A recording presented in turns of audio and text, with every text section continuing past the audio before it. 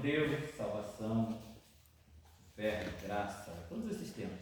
Só que dentro dos livros da Bíblia. Como cada livro, como cada escritor falou sobre esses temas. Diferente, por exemplo, da teologia sistemática. O que é teologia sistemática? A teologia sistemática ela vai focar nos temas. Você vai ter assim, vocês já devem ter ouvido, né? Falar em cristologia, amartologia, soterologia. Então, essas logias todas fazem parte da teologia sistemática. Nós não vamos estudar as logias nesse curso. Nós vamos estudar, não com esses nomes, né? Vamos estudar, mas passando pelos livros. Então, qual é o nosso foco? A gente vai começar com Mateus. Sempre começa com o Novo Testamento, parece que é mais fácil, né? Senão a gente começa em Gênesis vai bem, mas aí você chega em Levítico e agarra, né? Então vamos começar com o Novo Testamento, né? Que aí quando chegar a agarrar, você já está quase terminando o curso, aí você não quer parar. Tem que começar já com o começo, né? Então, é melhor a gente começar com Jesus, com Paulo, né? Ainda que Pedro vai dizer que Paulo fala difícil, né? Mas é mais fácil que Levítico. Então a gente começa, por isso que a gente começa no Novo Testamento. E claro também porque nós somos cristãos e o principal para o cristão são os evangelhos. É onde está o centro da mensagem para o cristão. Se nós fôssemos judeus, né, o centro da mensagem seria o Pentateuco, né, a Torá. Mas como nós somos cristãos, a parte central da Bíblia para a gente, né, são os evangelhos. Então, nada mais do que começar pelos evangelhos. Vamos seguir a ordem da Bíblia, né, como está na Bíblia. Como está na Bíblia? Está numa ordem teológica. Então você já começa a teologia. Você fala assim, não estudei teologia. Não, se você abriu a Bíblia, você já começou com teologia. Por quê? Porque até a ordem dos livros é uma ordem teológica. Já é teologia. Por que Mateus é o primeiro do Novo Testamento? Por uma questão de teologia. Quem foi escrito primeiro? Não foi ele. Muito antes de Mateus escrever o seu evangelho, Paulo já tinha escrito as suas cartas. Se a gente fosse numa ordem cronológica, o Novo Testamento teria que começar com Paulo, porque ele escreveu primeiro. Às vezes é estranho, né? Você pensar assim, é estranho até para a gente pensar. Às vezes quando a gente escuta o pessoal debatendo aqui, os evangelhos são do Antigo Testamento ou são do Novo Testamento, né? Tem esses debates assim. Mas você vai ver que os evangelhos eles são depois das cartas. Então, é uma ordem cronológica. Então, qual é a ordem que a gente vai seguir? A da Bíblia, que é a ordem teológica. Já tem teologia, você já faz teologia desde o dia que você abriu a sua Bíblia lá, você já estava estudando, né? Sem saber, sem esse nome, né? E então a nossa teologia será bíblica. Teologia bíblica, que é o quê? O que Mateus disse, o que Marcos disse, o que João disse, qual era a teologia deles, como, por quê. Aí o que vai interessar para a gente? Como é que o livro está escrito, como é que ele está organizado, esse tipo de coisa.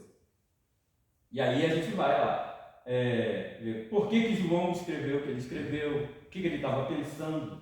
Você, Marcos, mas como você sabe o que ele estava pensando? Como é que a gente vai fazer para saber o que ele estava pensando? Ele deixou as pistas, né? Aonde ele deixou as pistas? No que ele escreveu. É essas pistas que a gente vai atrás.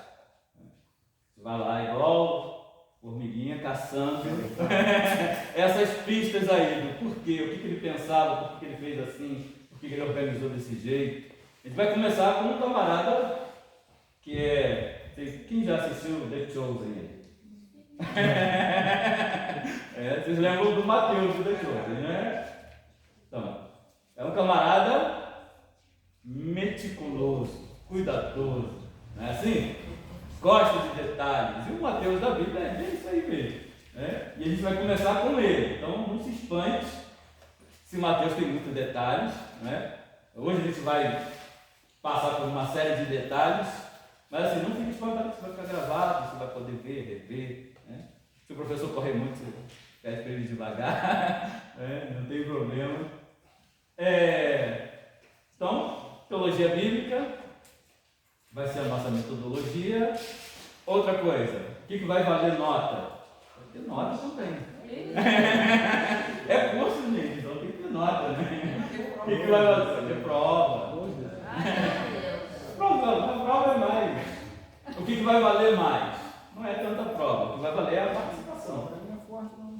A nota mais alta é a participação. Então, o quanto você participar, isso está valendo nota. A sua participação, o interesse é o quê? É que você aprenda mais, melhor, conheça mais a escritura. O objetivo é esse. E assim, se precisar parar, voltar. O professor gosta de repetir. Não fique acanhado, o professor gosta de falar várias vezes a mesma coisa. Isso é típico de professor. Né? Lá não tem problema. O professor acabou de falar, pode repetir? O professor vai gostar de repetir. E se repetir 10 vezes, ele vai gostar também. Ele já falou aqui outro dia sobre Jesus, como Jesus fez isso com os discípulos. Né? Repetia. E é típico de professor gostar de repetir. Então, não tem problema. A nossa metodologia vai ser essa, participação, prova, vamos fazer mais só para dizer que fez, para ter a nota, né? Não vai ser nada difícil, nada. Né? As matérias, evangelhos, é a mesma sequência da Bíblia, mas sempre em grupo, porque são 12 meses, né? E a Bíblia são 66 livros, então não dá para resumir livro a livro. Tem livro que a gente vai gostar mais, a gente vai querer que vá capítulo a capítulo. Tem um que a gente não vai gostar tanto, vai querer que pule, né? Mas como é que a gente vai fazer então? Vamos pelos blocos. Os blocos de organização que tem na Bíblia. Que são o quê? Evangelhos, Atos, Cartas de Paulo, Cartas Gerais e Apocalipse. É o Novo Testamento. São esses blocos. Então a gente vai começar com os Evangelhos. Vou falar de todos os 4. Mas é uma matéria só, os evangelhos. Terminando os evangelhos, aí a gente faz uma provinha para ver como foi. O que a gente pegou, o que não pegou. Aí vamos para Atos. Atos menorzinho, um livro só, mais rápido. Né? Aí cartas paulinas, a gente vai ter que enxugar, porque tem muita carta. Mas aí a gente vai ter que correr um pouquinho mais. As cartas algumas são pequenininhas, né? Então, a gente vai compensando. Cartas gerais e Apocalipse, que ninguém quer estudar. Né? Ninguém tem curiosidade. Né?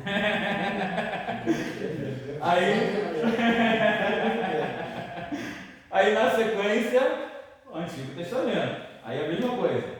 Pentateuco, livros históricos, livros de poesia e livros de profecia. Né? Essas serão as matérias. Pouca matéria. Rapidinho, 12 meses, rapidinho. Ok? E no final disso tudo, aí o certificado, né, comprovando que você fez curso de teologia bíblica. Se depois, né, aí já é para o futuro, a gente quiser continuar, aí a gente faz um outro só de teologia sistemática. Né? Aí você vai ter outro diploma de teologia sistemática. Né? Aí você vai ter. Ao invés de ter um diploma só demorando 2 anos, você já faz 2 diplomas. Né? Meio mais fácil. Ok? Então vamos começar? Vamos começar com Mateus? O que a gente vai usar? Bíblia, caderno, lápis, caneta.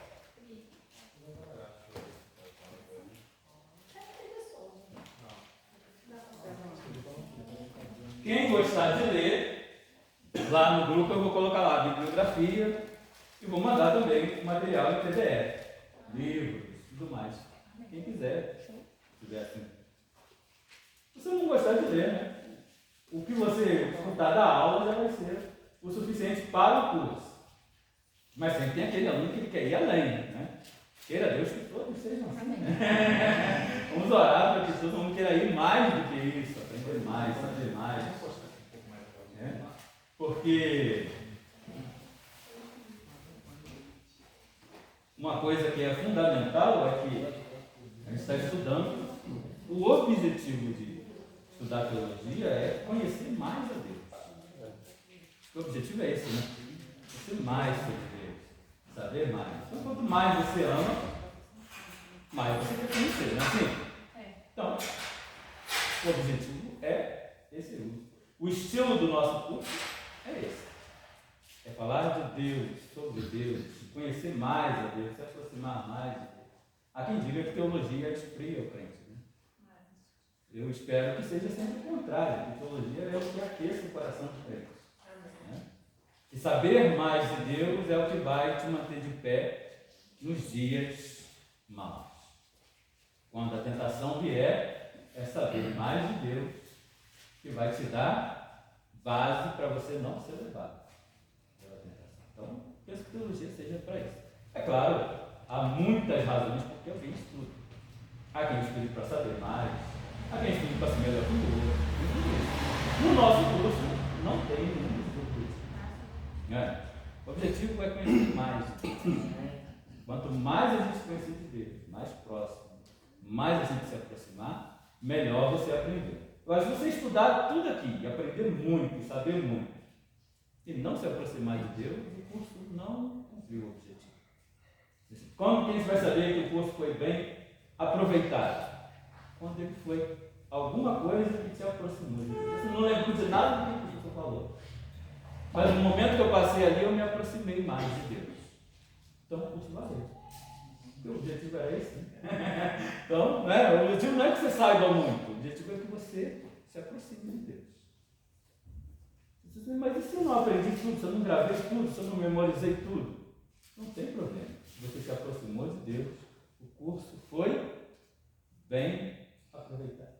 Agora, se você aprendeu tudo, gravou tudo, e amanhã você vem para o culto, só para ouvir as pessoas pregarem, falar mal do que eles pregaram, o curso não serviu. O curso ele foi mal utilizado. Né? O objetivo de estudar teologia não é para você saber mais que o outro para repetir o outro. Se você pegar o que você aprender aqui e usar desse jeito, você vai estar ficando mal. Agora, se você pegar o que você aprendeu aqui e usar para engrandecer a Deus, e se o curso te tornar mais humilde, mais simples, ele alcançou o seu objetivo. Amém? Amém. Então vamos lá. Mateus.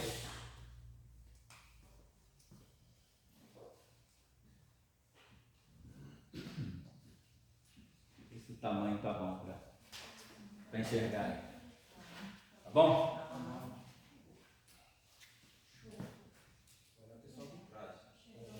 Só de trás está enxergando?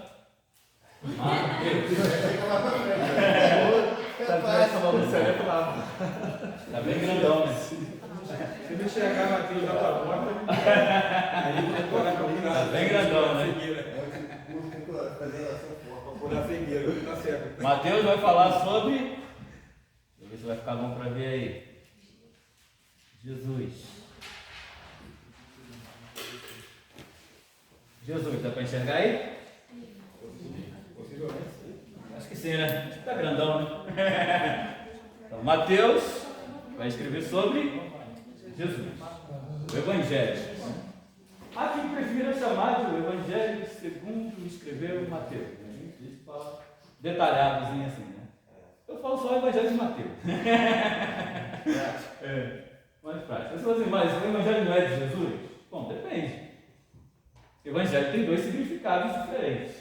Você fala Evangelho de Jesus, pode estar querendo dizer o quê? A mensagem de Jesus. A boa nova, que é o próprio Jesus. Então, aí faz sentido o título grande. Evangelho de Jesus, a boa notícia de Jesus. Agora, o Evangelho também é um gênero literário, é um tipo de literatura. E aí não é de Jesus, que Jesus não escreveu nada. Né? Então é o Evangelho de Mateus, de Marcos, de Lucas e de João. Então os dois títulos podem ser usados, não tem problema, né? Há quem tem esse rigor, né? Não, tem que falar o título inteiro, né? Não, se você falar o Evangelho de Jesus ou falar o Evangelho de Mateus, você pode estar querendo dizer coisas diferentes. Né? O Evangelho como gênero literário, ele é de Marcos, Mateus, Lucas e João. Mas também é o Evangelho de Jesus, porque os quatro falam sobre Jesus. Então, Não fica preocupado assim, né? Você fala assim, mas eu estudei teologia, agora eu tenho que chegar na igreja e falar o Evangelho, segundo escreveu São Mateus. É bonito, mas não precisa. Se você falar só o Evangelho de Mateus, não está errado, né? Há quem diga, tem aquelas rigorosas, não está errado. Não, mas você não sabe o que eu estou querendo dizer, ué. É o Evangelho de Mateus que ele escreveu, então é dele também. É nosso um pouquinho também. Porque se você vive o Evangelho, ele também é seu, né? Também é seu, que é o que? O que você vive, a boa notícia que você vive. Então, tem esses detalhes assim. Mas, voltando para o Mateus, ele vai contar a vida de Jesus. Ele é um evangelho, uma biografia de Jesus, um tipo de biografia. Não é uma biografia como as biografias modernas, mas é um tipo de biografia também. Mas um estilo antigo de biografia. Por quê? Porque é uma biografia teológica. Ele tem uma intenção ao contar a história de Jesus. Ele não quer só contar o que aconteceu com Jesus. Ele tem uma intenção que é o que a gente vai estudar. A intenção dele é teologia. Ele é um teólogo também. Está fazendo teologia. Ele vai pegar a história que ele viveu, mas ele vai contar de um jeito que ela explique o plano de Deus. Como Deus age no mundo, como Deus trabalha, como Deus em Jesus realizou alguma coisa. Mais do que só contar a história como ela aconteceu. Um detalhe que é importante, né, em termos de construção do texto, a gente lembrar que o Marcos escreveu antes. E o Mateus usou o que o Marcos escreveu. Tanto o Mateus quanto o Lucas. Parece estranho, né? Porque Marcos não andou com Jesus. E Mateus andou com Jesus. Então, como é que é? Ele que andou, ele que viu, e ele copia do outro para escrever. Normalmente, a razão que a gente aponta para isso é porque o Marcos escreveu baseado no que o Pedro falou para ele. E como o Pedro era o principal dos discípulos, né? O discípulo que era conhecido como o principal deles ali, o testemunho dele foi considerado válido, mesmo tendo sido escrito por Marcos. Então, eles pegaram isso. O Marcos foi quem inventou esse gênero literário aí que não existia, que é o Evangelho. Mas o Mateus vai trabalhar isso e vai fazer a junção do Antigo e o Novo. Tem um versículo, Mateus 13, onde o Mateus ele vai explicar, assim, ele praticamente vai entregar o seu método de como ele trabalha. 13:52, E ele disse-lhes: por isso, todo escriba instruído acerca do reino dos céus é semelhante a um pai de família que tira do seu tesouro coisas novas e velhas. É isso aí. Jesus contando, ele vai falar essa parábola aí, essa semelhança aí do escriba, que faz o quê? Tira do seu tesouro coisas novas e velhas. Para muita gente esse texto aí é um autorretrato da escrita de Mateus. Por quê? Porque é exatamente isso que ele vai fazer no Evangelho. Ele vai ser como um escriba que tira do seu tesouro coisas novas e coisas velhas. É exatamente isso que ele vai fazer no seu Evangelho. Ele vai juntar o Antigo Testamento com a novidade da vida de Jesus. Por isso que ele foi colocado como o primeiro para abrir ali o Novo Testamento. Porque ele faz a junção do Antigo com o Novo. Ele faz essa ligação. Você ele abre o Novo Testamento. E a gente vai olhar que o texto dele todinho é pegar a história de Jesus e conectar com tudo que aconteceu antes. Ele vai explicar tudo o que aconteceu antes na história de Israel em Jesus. Jesus vai recapitular, uma recapitulação de todo o Antigo Testamento. Uma palavra que ele gosta de usar muito é plenitude, plenificação.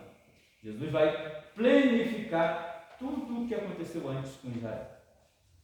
Então, o Evangelho de Mateus, aquele Mateus lá que é detalhista, aquele Mateus lá do The Chosen, o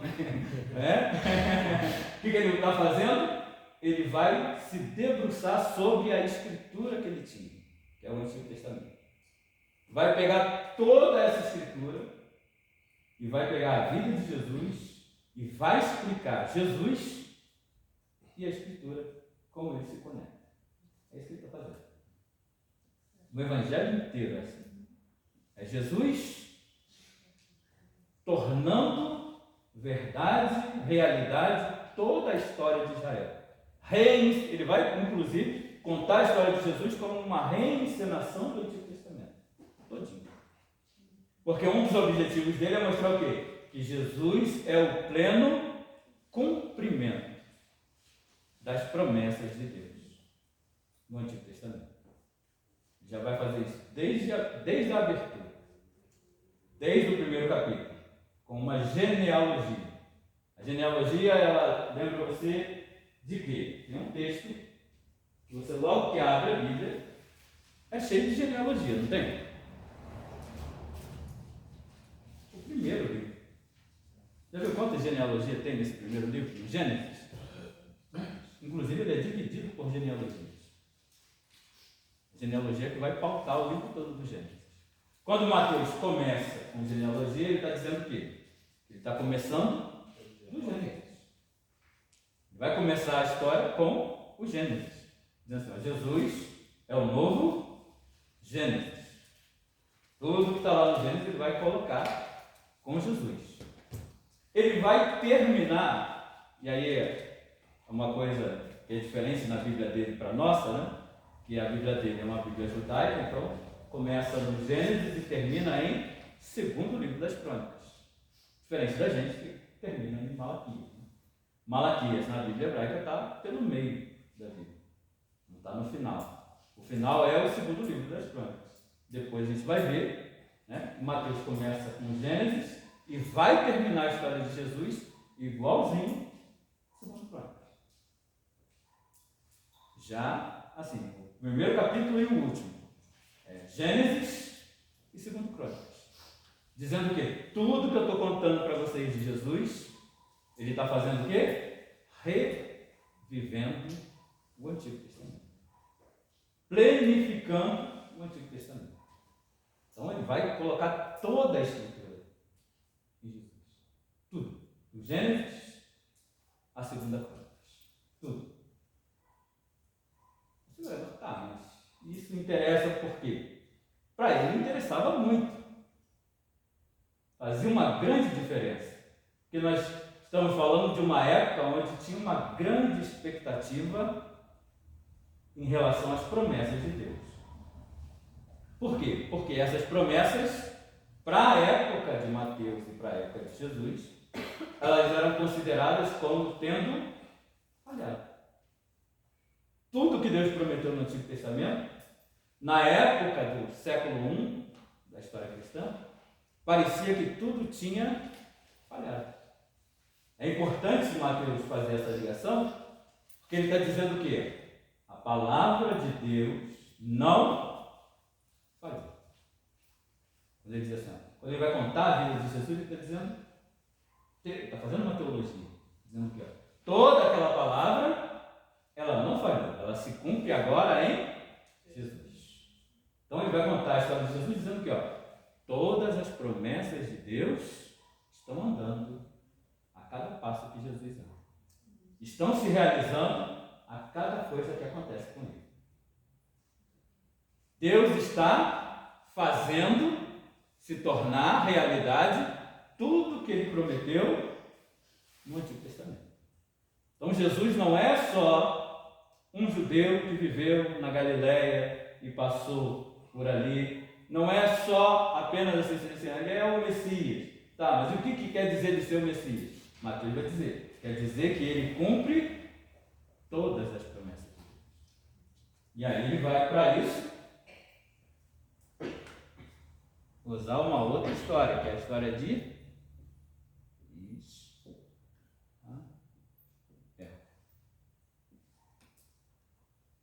Jesus e Israel. É o que ele vai ligar. Então, em Mateus você tem essa conexão. Jesus é o novo Israel. É a história de Israel. Começa no Gênesis. Vai dizer, Jesus é filho de Abraão, Isaac, Jacó, vem. Ele vai dividir a genealogia em 3 partes, né, principais. Abraão, Davi e o exílio. Abraão, Jesus é filho de Abraão, Jesus é filho de Davi, e Jesus está relacionado também ao exílio. Por quê? Porque Abraão é onde Deus deu a promessa. Então ele vai pegar toda a história de Israel. O que tem na história de Israel? Primeiro,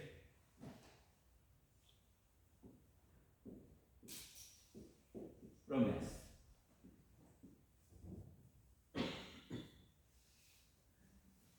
Deus fez uma promessa a Abraão. É assim? Em ti serão benditas todas as famílias da terra. Essa promessa vai caminhar para um reino.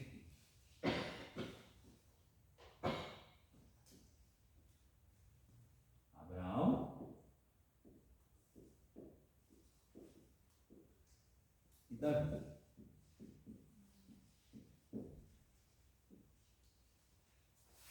Davi ele vai fazer uma nova promessa. Assim? Davi seria a geração que não faltaria rei. Seria a geração da onde Deus estabeleceria um reino. Por que um reino? Para que essa promessa se tornasse verdade. Só que você leu a história de Israel e você sabe que veio o exílio. Que é o quê? A queda desse reino. A destruição desse reino. Então, Deus fez uma promessa. Aqui parecia que ela ia se cumprir. Mas aí veio o exílio que parece que tudo desandou. Né? No exílio o povo espera o quê? Um novo reino de Deus. Um novo reinado que se torne a realidade dessa promessa. Então, isso é a história de Israel. Isso será a história de Jesus. Isso é toda a Bíblia resumida em Mateus. Então, ó, promessa, se você não lembrar de mais nada de Mateus, lembra só disso aqui. Ó. Promessa, reino, exílio e reino. Deus fez uma promessa a Abraão. Deus deu um reino a Davi. O exílio levou tudo, a gente diz para as cuscúrias, né? Levou tudo abaixo, parecia que tudo estava perdido, mas aí no exílio surge a promessa de um reino. No tempo de Jesus, no tempo de Mateus, a sensação que o povo tinha é que esse reino nunca chegaria. Que esse exílio de fato nunca terminou. Por quê? Você diz, não, o exílio acabou. Não acabou? Acabou, a gente leu.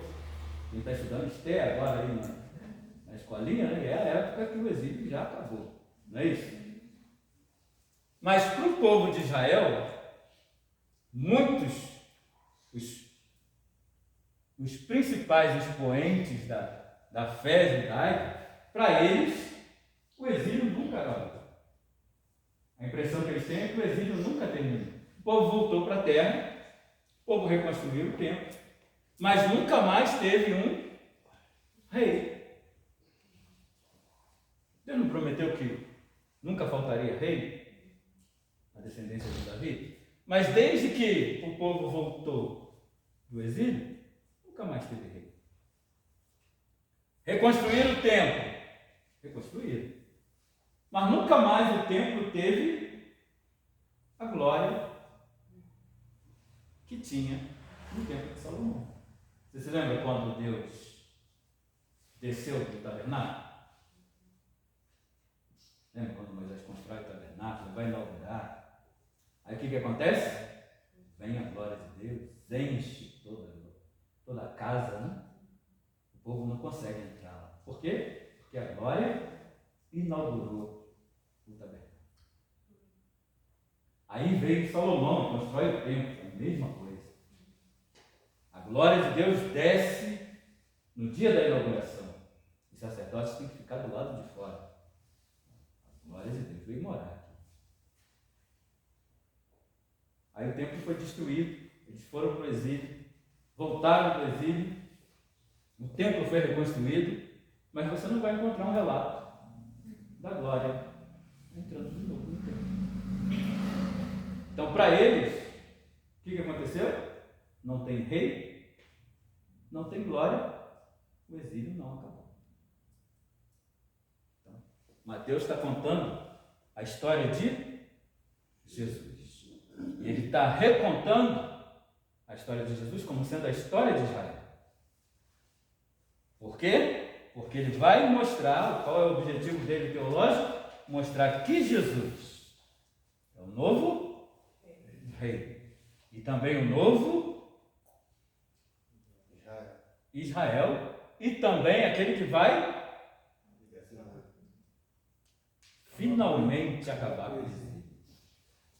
O verdadeiro exílio, esse que falta o quê? Rei e glória. Então Jesus trará o quê? O reino de Deus. E a glória de Deus. Por isso que ele está contando tudo isso. Por que é importante ele fazer tudo isso? Porque ele quer mostrar isso.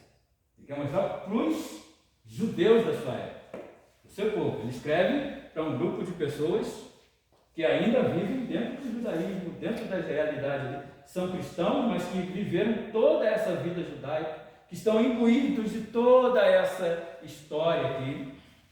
E ele está dizendo que, esse Jesus não é só mais um profeta. Esse Jesus não é só mais um homem que faz milagre.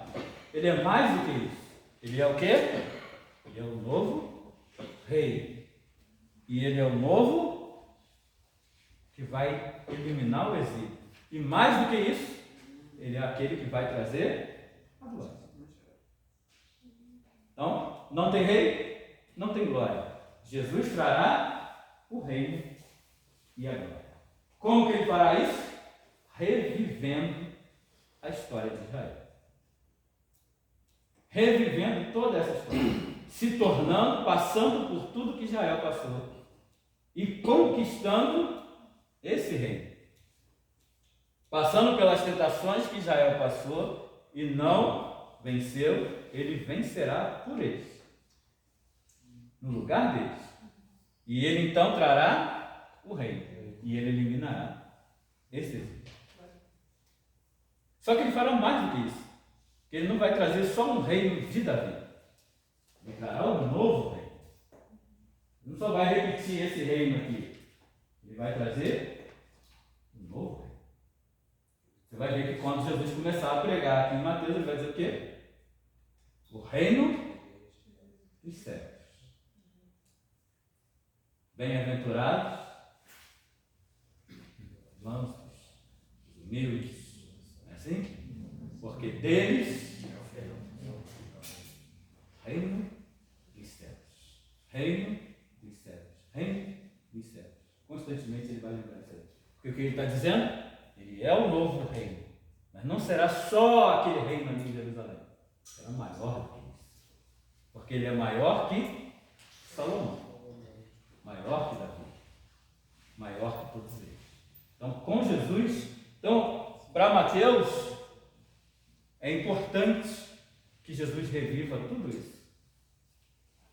Para que esse povo entenda que todas aquelas promessas estão se realizando nele.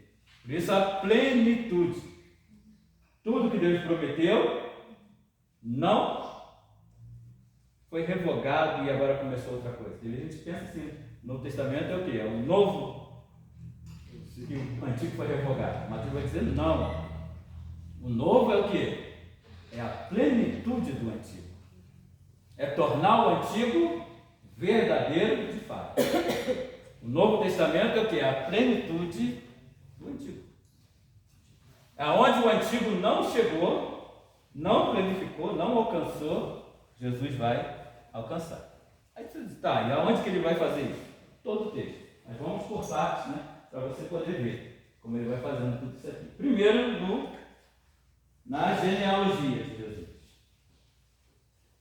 Jesus, ele é o novo filho de quem? Logo no comecinho aí de Mateus. Como é que ele começa? Filho de Davi. Lembrando que ele é o filho. É isso? Filho de Abraão. Não é isso? Ele coloca as duas coisas. Promessa e cumprimento. Que é o quê? Exatamente. Para lembrar o quê? Que ele é a promessa e o cumprimento. Isso aí. Promessa e cumprimento.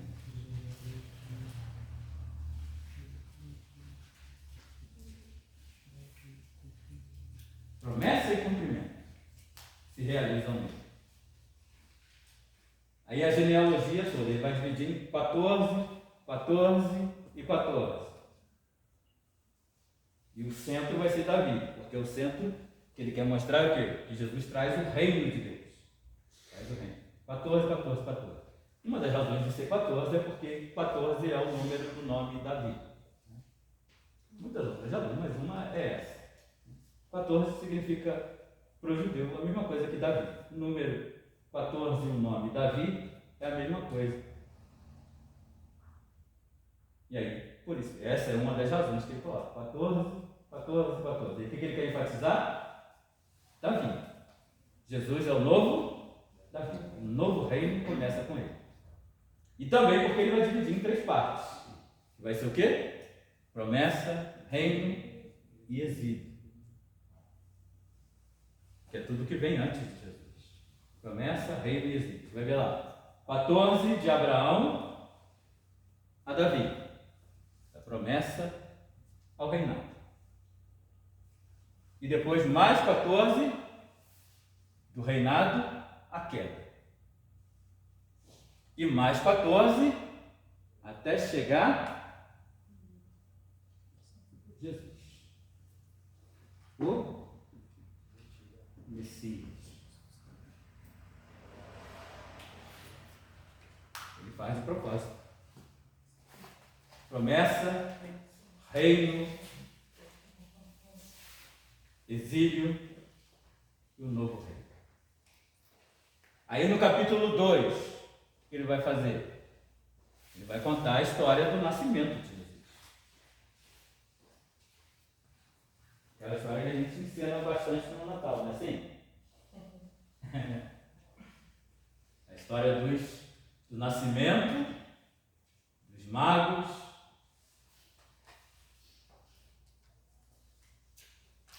Estão lembrados? Lembra? Então,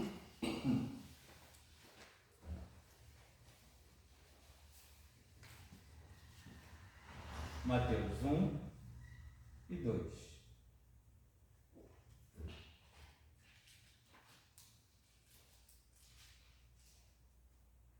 Genealogia e nascimento. Mateus 3 e 4.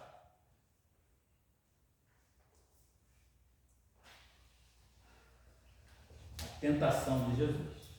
É isso? Em todos eles ele vai fazer uma relação de Jesus com Israel. Você se lembra que eu falei que a glória para o povo de Israel, eles consideravam o quê? Que a glória não tinha voltado, né? Você lembra que o templo foi construído. Você também deve se lembrar que teve um profeta que falou o quê? Construam esse templo. Por quê? Ele deu uma motivação para o pessoal. Porque a glória da segunda casa será maior que a da primeira. Estão lembrados disso? Ageu foi o profeta, né? Do período pós-exílio. O pessoal está lá construindo, olha assim o templo. Poxa, isso não tem nada de grandioso, isso é tão pequenininho. Não, construa porque a glória da segunda casa será maior que a da primeira. Aí a pessoa foi, se animou, né? Foi numa profecia dessa. Né? Quem não se anima, né? Lá e rapidinho aí construíram. O templo era menorzinho, era pequenininho. E ele foi inaugurado. E a glória não voltou. Continuaram lá. Ó, boa parte do que os babilônios levaram das riquezas do templo não voltaram. Voltaram algumas coisas, mas não voltou tudo. Então o templo ele não tinha glória, não tinha todas as riquezas. E aí você olha lá para aquela casa, né? Você fez aquela casa lá, confiante na profecia do Ageu, né? Aí você olha aquilo pronto ali e fala, ah, profeta. Né? E foi passando o tempo. Mais tarde vem Herodes, o Grande, e ele começa a reconstruir o templo. Vai fazer uma obra no templo. Ele vai transformar aquele templo pequenininho ali, da época lá do Ageu e do Zacarias, num templo gigante. Na época de Jesus, o templo estava em construção. A obra durou décadas e décadas. Ele foi concluído já um pouquinho antes de ser destruído. Né? Então, durou décadas. O profeta dele falou que construiu, vai cair. Quando Jesus está passando assim com os discípulos no templo, os discípulos de Jesus olham e falam assim, mestre, olha o tamanho dessas pedras, que coisa grandiosa. Não é assim? Por quê? Porque Herodes construiu uma obra gigantesca. E o templo ficou bonito, ficou grande, ficou uma das maravilhas do mundo da época. Mas para o judeu crente, para o judeu de fé, faltava o quê? A glória. O templo era bonito, sem glória. Então, parece que o templo vai ter a glória, né? Vai ficar bonito, tem a riqueza, agora vai ter a riqueza. Agora ele ficou bonito, mas o que falta? A glória. Não tinha glória no templo. Mas Ageu era profeta de quê? De Deus. Deus nunca falha. E os seus profetas, ele não deixa que as palavras caiam por terra, não é assim? Cada um dos evangelistas vai contar isso de um jeito. O Mateus vai contar por meio dos magos. Lucas vai contar de outro jeito, João de outro jeito. Mas todos eles vão contar que esse bebezinho que nasceu em Belém, ele vai estar relacionado com essa glória que volta para Israel. Como que o Mateus vai dizer isso? Ele vai dizer que quando esse bebezinho nasce, vem o quê? Uns magos do Oriente. Não é assim? E eles dizem o quê? Vimos uma estrela e viemos adorar. Eles vão até Herodes. Você se lembra dessa profecia? Da estrela? Números 24, verso 17. É uma profecia de um mago também. Coisa, né? Os magos vêm cumprindo a profecia de um outro mago, chamado Balaão. Diz assim, ó. Eu vejo, mas não.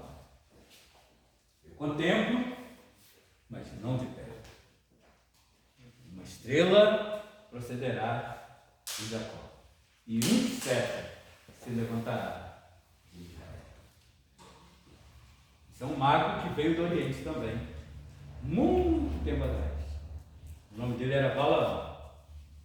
E ele vai proferir essa profecia. Eu vejo, mas não agora. Eu contemplo, mas não de perto. Uma estrela procederá de Jacó. E um cetro se levantará. Na época de Jesus, vários escritos estavam sendo feitos, principalmente ali na comunidade de Qumran, sobre essa profecia, e relacionando ela com uma profecia messiânica. E agora, quando nasce Jesus, vem esses magos dizendo que nós vimos uma estrela e viemos adorar o novo rei de Israel. E aí tem toda uma história de como eles vão a Herodes, e os escribas, que são os homens que conhecem a Escritura, que conhecem a lei, o que eles fazem? Eles pegam a Escritura e vão procurar na Escritura onde que vai nascer esse menino, esse rei, esse que é indicado pela estrela. E aí eles vão encontrar lá em Miqueias 5:2, está citado aí no texto, capítulo 2, verso 6 de Mateus. Tu, Belém, terra de Judá, de modo nenhum és menor entre as capitais de Judá, porque de ti sairá o guia para que há de apacentar o meu povo de Israel. Isso é os escribas lendo. Aí que está a riqueza do Mateus, como ele faz. Aí você vai aprender como Mateus trabalha. Ele pega a Escritura. Olha lá onde ele está citando. Ele está citando Miqueias 5:2. Veja a diferença que tem entre Miqueias 5:2 e o texto que Mateus está citando. Tem 3 diferenças. Vamos olhar? A gente pega o método do Mateus aí, como é que ele trabalha essa Escritura. Miqueias 5:2, Mateus 2:6.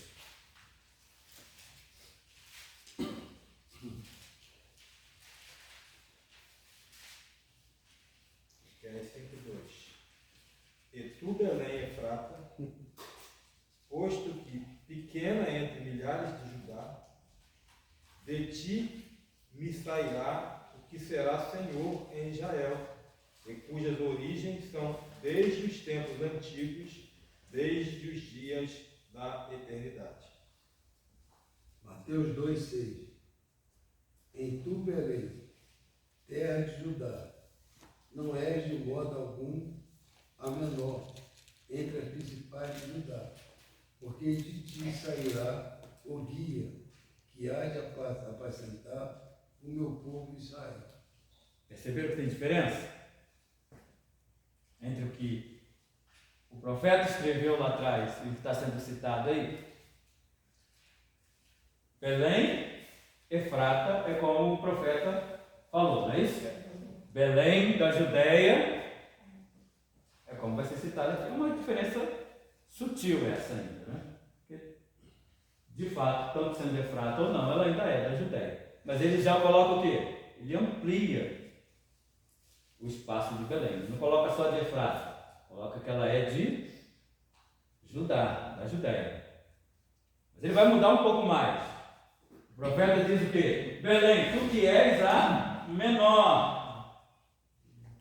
Olha como ele vai colocar agora. Tu não és de maneira nenhuma o menor. Mudou? Ficou o contrário até, inclusive. Olha como ele trabalha.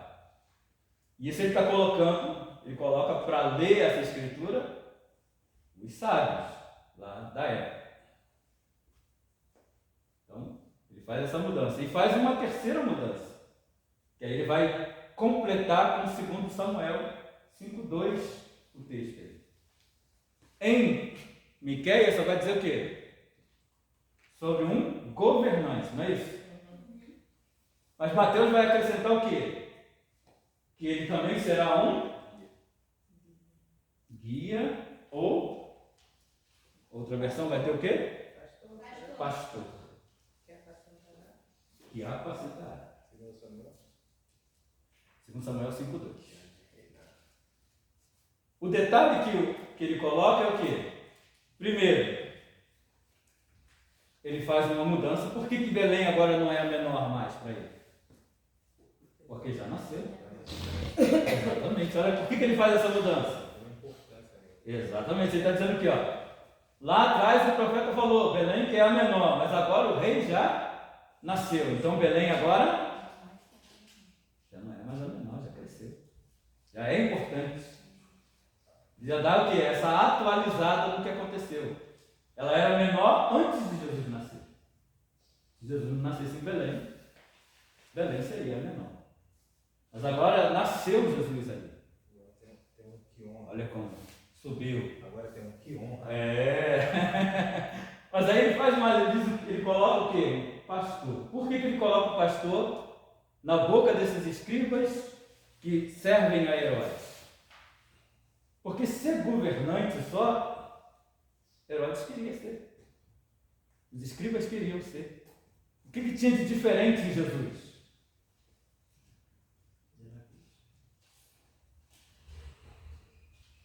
Perceberam o que o Mateus fez? Ó, governante era só o que tinha na profecia. Mas ele vai completar com a mensagem de 2 Samuel, colocando o quê? Ele não vai ser só um governante. Ele não vai ser só alguém que manda. Ele não é só alguém que domina. Ele é um pastor. Aí que é importante que ele coloque na boca deles lá. Por quê? Porque todos eles queriam mandar. Herodes queria. Inclusive Herodes está brigando ali por quê? Porque ele quer matar o novo rei, porque ele quer ser o quê? O que manda.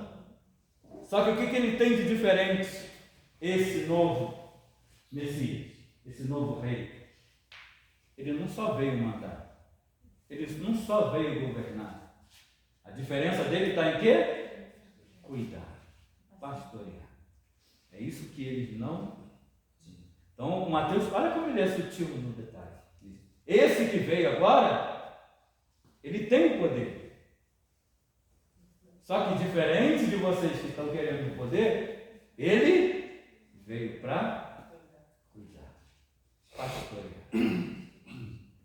Com ele agora, as coisas serão diferentes porque ele se importa com as suas ovelhas. Uma coisinha assim sutil que ele coloca. Aí você já aprende como ele trabalha, como ele vai combinando a estrutura para mostrar o retrato de Jesus. Uma coisa importante que Jesus cumpria a profecia é o quê? E torna ele diferente de Herodes. É que ele tem poder, mas ele se importa em pastorear, cuidar, tratar das suas ovelhas. E aí agora os homens vão lá encontrar com ele. E aí eles vão lá, os magos. E aí quando eles encontram o bebezinho, o que eles fazem? Adoram. E dão? Que são o quê? Quem lembra aí? O pessoal que foi na festa de Natal.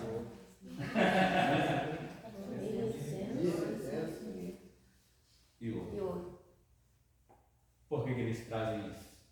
E eles vêm do Oriente. Você se lembra lá atrás que a gente falou? Trazendo tudo de volta. Foi para o exílio, as riquezas do templo foram perdidas. O que o Mateus está indicando aí? Quando esse bebezinho nasce, o que acontece? As riquezas do templo começam a voltar. Os homens do Oriente fazem o quê? Começam a trazer. Cada evangelista vai contar isso, mas cada um de um jeito. Lucas vai contar de outro jeito. Ó, só para você ver. Lucas vai contar assim. O bebezinho nasce, e aí chega o tempo dele ser apresentado no templo. Não é assim? Aí lá no templo tem alguém que está lá esperando o quê? Alguém prometeu para esse senhorzinho que ele veria a glória voltar. E ele já está lá quase morrendo. Mas ele tinha fé de que o quê? De que ele veria essa glória voltar.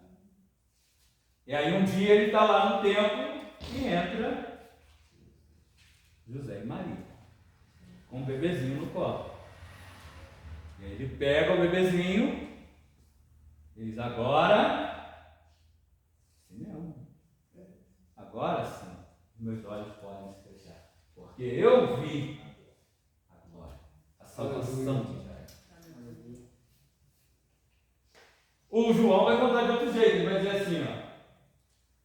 E vimos a sua glória, uma glória do unigênito.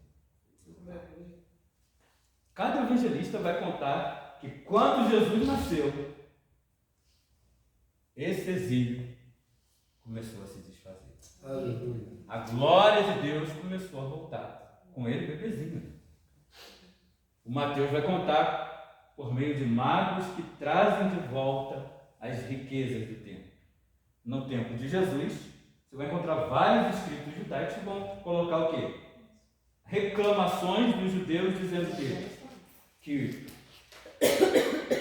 o incenso do tempo antigo não tinha voltado, que a mirra não tinha voltado, que o ouro da glória não tinha voltado. E aí se lamentando sobre o templo que não tinha a glória de Deus. Quando Mateus vai contar a história, ele vai dizer o quê? Jesus bebezinho ainda. E aí vem os magos do Oriente, trazendo as riquezas que foram levadas para o Oriente, as riquezas do templo de Deus. Então, esse bebezinho aqui, Jesus, quando ele nasce, o exílio começa a se desfazer de fato. Ele é filho de Davi, ele é o novo rei. E ele também desfaz o exílio. Precisava de um novo filho de Davi. Mateus está contando. Então, Mateus não está contando a história só porque aconteceu. Não é só para a gente encenar no Natal. Ele está dizendo uma coisa muito importante. O que ele está dizendo? Em Jesus, a glória de Deus voltou. Quando ele terminar lá na frente, lá no 28, e ele subir na montanha e convocar os seus discípulos e disser para eles: vão por todo mundo pregando o Evangelho, ele vai estar enviando os seus discípulos para quê? Fazendo a mesma coisa que Ciro fez lá no finalzinho de Crônicas. Ciro diz assim: ó, agora está aqui um documento dizendo: voltem e reconstruam o templo. Quando Jesus enviar os discípulos, ele está dizendo o que para os seus discípulos? Vão pelo mundo todo construir o meu templo. Não é o que a gente está fazendo aqui? Construindo o templo de Deus? Nós não somos o templo de Deus? O corpo de Cristo? Jesus não vai dizer assim: ó, o meu corpo é o verdadeiro templo? Não com essas palavras, ele vai dizer isso, não é? Destruam esse corpo em 3 dias, ou destruam esse templo, em 3 dias eu reconstruirei. Ele falava sobre o seu corpo. E a igreja vai ser o quê? O corpo de Jesus. Então, quando ele envia os discípulos, ele está fazendo o quê?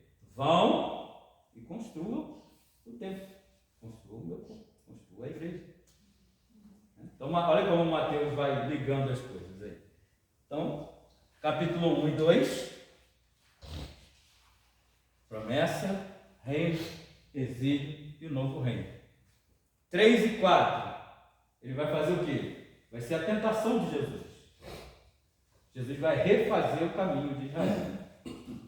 Como que ele vai refazer? Você se lembra da tentação, não lembra? Jesus? Quantas tentações são? Quem lembra? 1, 2 e 3, não é isso? 1, 2, 3. Vocês veem, o que isso tem a ver com Israel? O que Jesus está recapitulando Israel? Se a gente olhar lá no livro do Êxodo, a gente vai ver que antes de entregar a lei, no Sinai, o povo passou por 3 tentações. Êxodo 16, Êxodo 17, Êxodo 32. A primeira tentação foi sobre o pão, que foi a tentação que dela gerou o maná. A segunda tentação foi uma briga sobre água e sobre liberdade, que vai estar relacionada com a segunda tentação. A terceira tentação foi sobre idolatria, que foi a história do bezerro de ouro. E vai ser também a terceira tentação de Jesus. Olha o que o Mateus está fazendo. Ele vai pegar a jornada de Israel no deserto e vai fazer Jesus igualzinho. Mas antes disso, Jesus vai ter que passar um caminho, vai? O que acontece? Primeiro ele é batizado por João. Depois ele entra no deserto. E aí ele passa por 3 tentações. Para no capítulo 5 ele subir na montanha e entregar a lei. Não é a mesma coisa que aconteceu no passado? Exatamente, igualzinho. Você vê que Mateus está fazendo o quê? Depois que esse bebezinho crescer, ele vai fazer o quê? Vai viver toda a realidade que Israel viveu. Com uma diferença. Aonde Israel falhou, ele vai acertar, vencer, reconstruir. Por isso que ele está contando isso. Para quê? Cada tentação de Jesus são as tentações que Israel passou. Só que lá Israel falhou. Por que Jesus é o Salvador? Por que ele pode salvar? Porque aonde o povo falhou, aonde Israel falhou, ele não falhou, ele vai cumprir tudo. Então é todo um reviver do Antigo Testamento. O livro inteiro. Mateus inteiro. Passo a passo. Ponto a ponto. Mas o que liga isso aqui? E aí é para a gente caminhar. O que liga isso tudo aqui? Tem um elemento que vai ligando isso tudo aqui. Que é o Êxodo.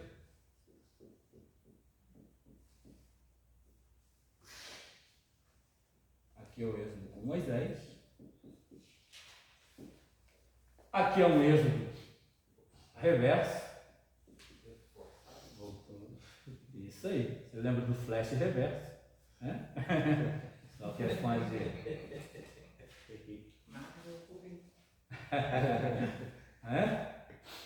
A Êxodo reverso aqui. Tem até o contrário para você lembrar que é reverso. Né? Que é para lá. E aqui o novo Êxodo.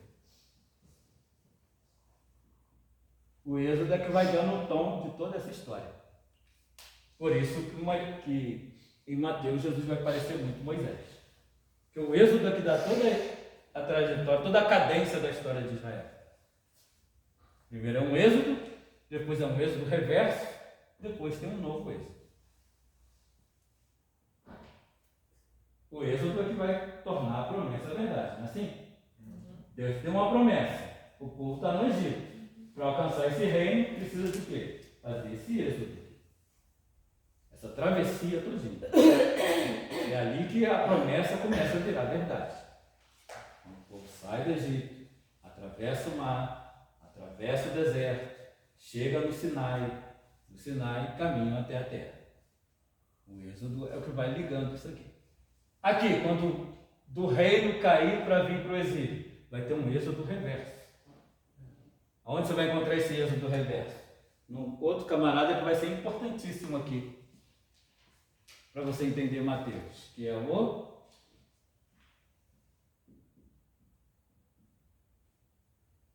mais messiânico dos profetas, né? Isaías. Ele que vai falar desse êxodo reverso. E ele também que vai falar desse novo êxodo. Por isso ele é tão importante. Porque em Isaías você vai encontrar tanto o êxodo reverso quanto o novo êxodo. Está dando para acompanhar aí? Vou falando de novo. Eu vou indo embora. Então, está dando para ir? Então deixa eu apagar um pouco aqui para a gente falar do Isaías. Calma, deixa eu tirar uma Já fui. Não, esse pedacinho aqui não. Esse aqui eu vou ganhar um espacinho aqui só. Esse 1 e 2, 3 e 4, eu queria que você repetisse, que você falou que Mateus 1 e 2 conta sobre a genealogia e... Isso. Ó, vou fazer um... Nascimento. Aqui, ó, Mateus. Deixa eu dar um... E o outro? Deixa eu dar um panorama todinho aqui, ó. 1 e 2. Que é a introdução, né?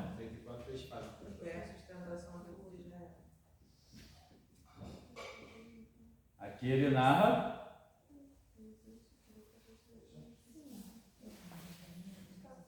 a genealogia e a volta da glória de Deus, não é isso? Aqui o 3 e 4. 3 e 4 tinha falado tentação, né? Isso, que é um texto narrativo, né? Não, eu comecei a escrever e eu não Tentação de terminei. Jesus, que aí está dividido em primeiro pão, segundo árvore de verdade, terceiro idolatria.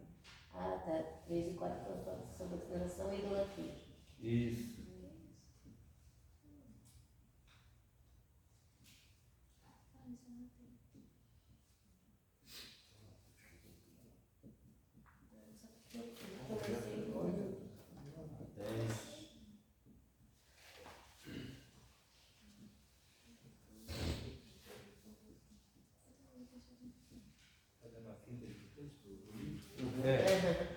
Fazer um coisa para vocês verem como ele vai dividindo, né?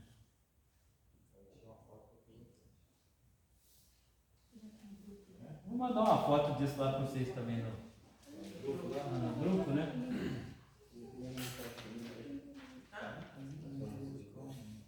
Se não botar, vamos colocar lá, né?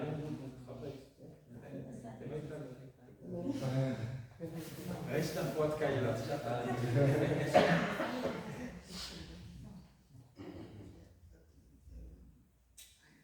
Gente, mas a hora passa muito rápido. São que horas aí? Quando eu estou trabalhando, eu faço 48. Já? 8h48 já. Já? Ih, rapaz, então já está quase na hora de acabar. Estava na hora? Eu treinei 15 minutos Ele já. está começando. Como é que é? Eu treinei 15 minutos já. Exatamente. Chegamos nem no capítulo 5, né? Quem fala das 3 diferenças do. Isso. Oi. Não, estou perdida. Não, as 3 diferenças de. Tentação. Não, calma. As 3 diferenças do texto de Miqueias. Ah, tá aqui. Uma diferença que já não é mais, não seria só um governante sim um pastor, a outra que Belém já não é menor. Alguém mais que não está no Que ele grupo? será guia ou um pastor? Alguém que não está no grupo? Guilherme. Você já é grupo? Sim, Mas a fala gente- aí todos. Que não, fez matrícula.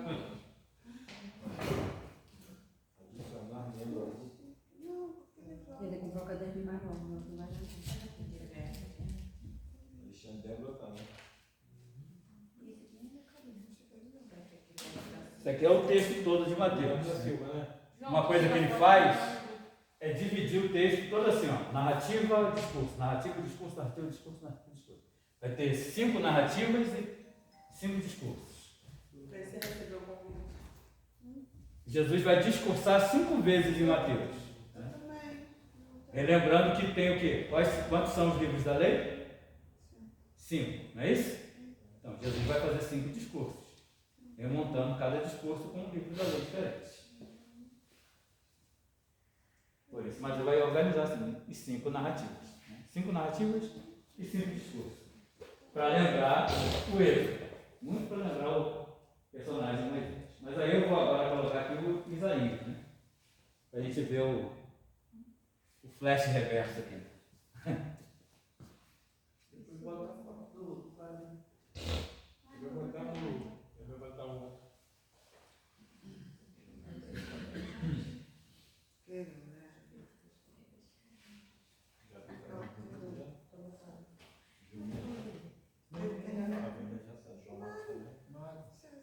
Eu não fiz isso não, fiz. Eu não fiz isso não. Maravilhoso, Jesus. Obrigado. Vou perguntar pra ele se você precisa saber mesmo.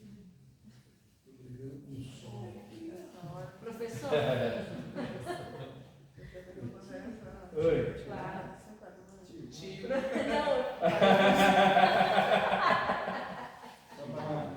Caraca, eu falei Diga. que eu ouvi do pouco. Ela tem ouvido, ela capita bem. Até esqueci que eu ia perguntar, cara. Eu não sei o que é dinheiro. Eu acho bom. Eu sei o que é Ele dinheiro. já tá até dormindo aqui.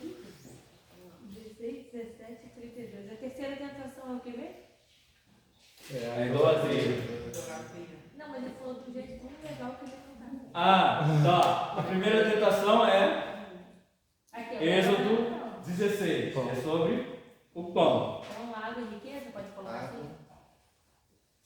Êxodo 17 é sobre a água e liberdade. Né? É uma briga. Não, volta pro Não, calma aí. Pão.